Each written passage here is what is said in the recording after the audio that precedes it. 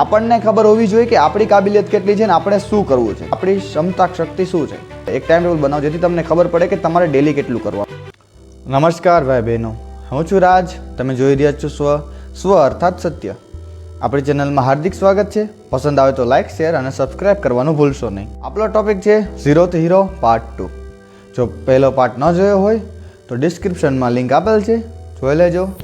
Like કરવાનું ભૂલશો નહીં. પહેલાં આપણે સમજ્યા કે ખુદ ઉપર વિશ્વાસ કેવી રીતે રાખવો અને કોઈ પ્રોબ્લેમને, પરિસ્થિતિને કેવી રીતે સમજી. આજના વિડીયોમાં આપણે સમજીશું કે કઈ રીતે આત્મવિશ્વાસ રાખવો, કઈ રીતે કોઈ લક્ષ્ય સાધવું અને કઈ રીતે તેને આપણે લક્ષ્યને પ્રાપ્ત કરવા માટે મહેનત કરી છે. સૌપ્રથમ તો આત્મવિશ્વાસ એટલે શું? તો આત્મવિશ્વાસ એટલે એવી વસ્તુ કે જેથી તમે કોઈ પણ પરિસ્થિતિ કે કોઈ પણ ઘટનામાં તમે ખુદને શું માનો છો કે શું સમજો છો તે પર તમારી વાત કે કોઈ પણ વિચાર કેવી રીતે રજૂ. આત્મવિશ્વાસની ઘણી બધી વ્યાખ્યાઓ થઈ શકે, પણ આત્મવિશ્વાસ એટલે ટૂંકમાં કે તમે કોઈ પણ પ્રકારના વિચારો કેવી રીતે રજૂ કરો છો કે કેવી રીતે બોલો છો, ખુદને શું માનો છો અંદરથી, કે કોઈ પણ પરિસ્થિતિ હોય, ઘટના હોય, સમાજ, ભીડ, લોકો, પરિવાર વચ્ચે તમે પોતાની વાત રજૂ કેવી રીતે કરી શકો છો અને કેવી રીતે રજૂ કરી શકતા નથી કે કોઈ પણ વાત બોલી શકતા નથી. એ પાછળના શું શું કારણો હોઈ શકે, તો ચાલો સમજીએ. પ્રથમ છે આત્મવિશ્વાસ, જેમાં આત્મવિશ્વાસ અર્થાત કે આપણે ખુદને કોઈ પણ પરિસ્થિતિ, કોઈ પણ સંજોગો, કોઈ પણ વિચારોમાં કેવી રીતે માને.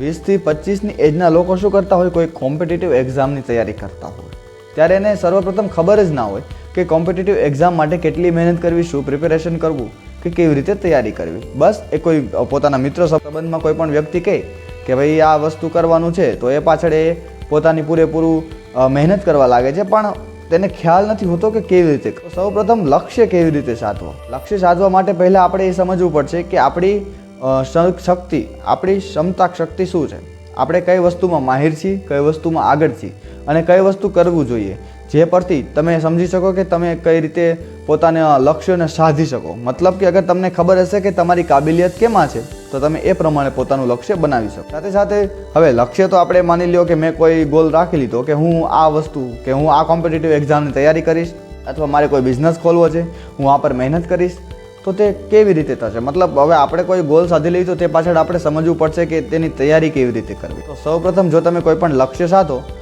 તો સમજો કે તે કેવી રીતે કરવા માટે તેના નાના નાના ભાગલા પાડો.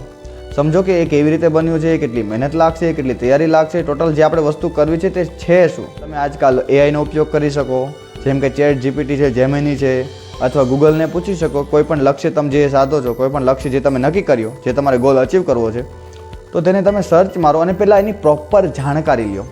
પછી શું કરવાનું, તો તે પાછી તમારે એનો એક ટાઈમ નક્કી કરવાનો કે હું આ સબ્જેક્ટને કે આટલા વિષયોમાં આટલા સમયમાં આટલા ટાઈમમાં એ ગોલ માટે હું મહેનત કરીશ. હવે એ ગોલ તમે નક્કી કરી લીધો કે આપણે કોઈ માની લ્યો હું જ છું તો અગર હું યુપીએસસીની તૈયારી કરું તો હું કેટલા ટાઈમમાં તે સિલેબસ કમ્પ્લીટ કરીશ.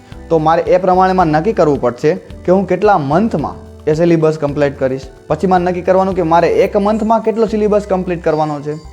પછી હું નક્કી કરીશ કે હું વીકલી 7 દિનમાં કેટલો હું એ સિલેબસ કમ્પ્લીટ કરીશ. એમ નાના ગોલ બનાવતા જાઓ, જે ગોલ જ તમને આગળ વધારવામાં મદદ કરશે. કોઈ પણ ગોલ તમે અચીવ કરો, માની લો કે હું સોમથી શનિ સુધી એવો ગોલ રાખું કે ભાઈ હું આ સિલેબસ આટલા ટાઈમમાં કમ્પ્લીટ કરી લઈશ, તો તે પછી પાછળથી એક દિવસ રજા રાખો જેથી તમારું માઇન્ડ ફ્રેશ રહે.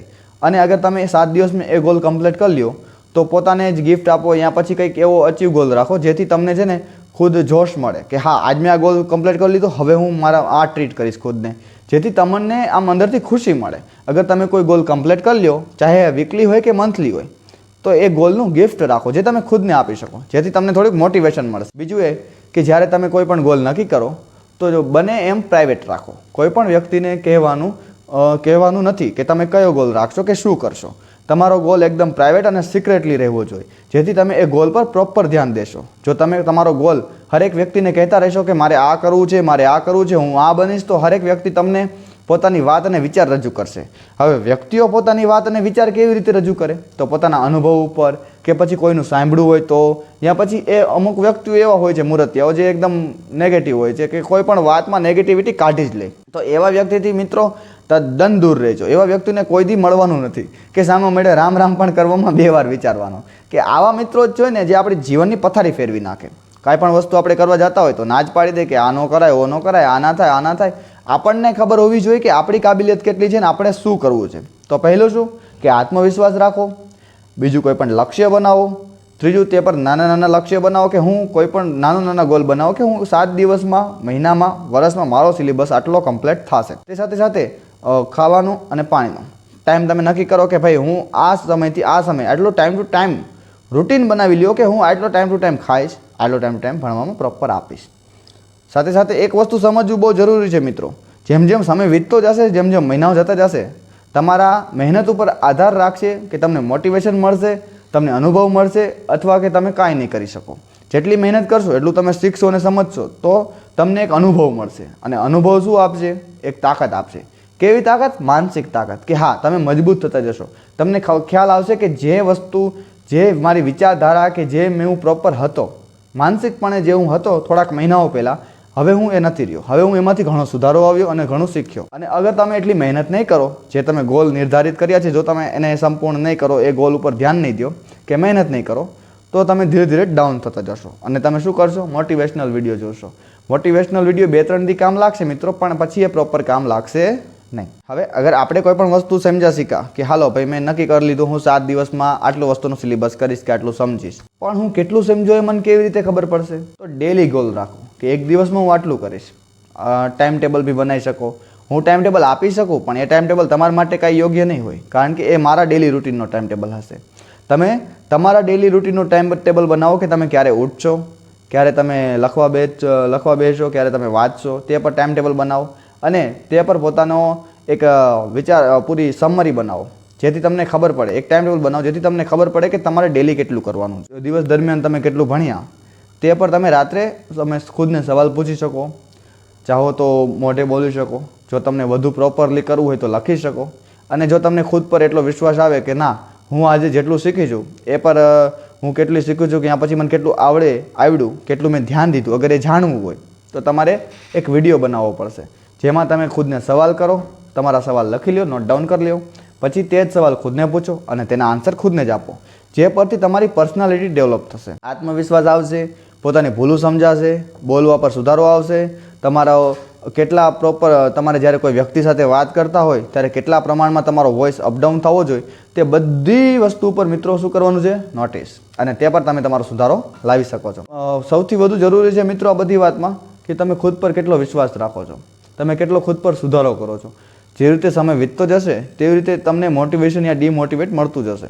અમુક પળો એવા આવે કે જ્યારે આપણને એમ લાગશે કે ના, નહીં કરી શકી, કે છોડી દેવી, મૂકી દેવી, કે હવે આપણાથી થઈ રહ્યું. ક્યારેક એવું બને, અને એવું બનતું જ હોય છે મહિના દરમિયાન, કે ક્યારેક વર્ષમાં પણ એવું થાય કે 6 મહિના પૂરી મહેનત કરી, પણ હવે એવું લાગે છે કે હજી મને કેટલું જ આવડે.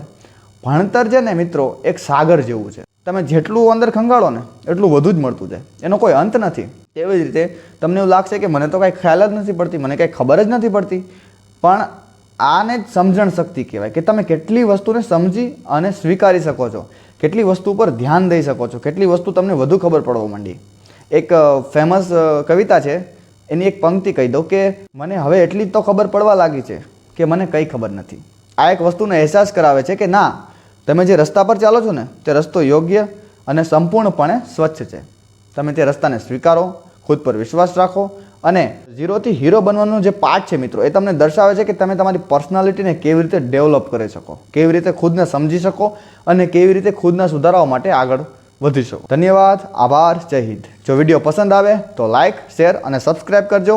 અને હા, મારો પહેલાંનો વિડીયો જો ન જોયો હોય તો ચેનલમાં આપેલો છે, જોઈ લેજો. Thank you.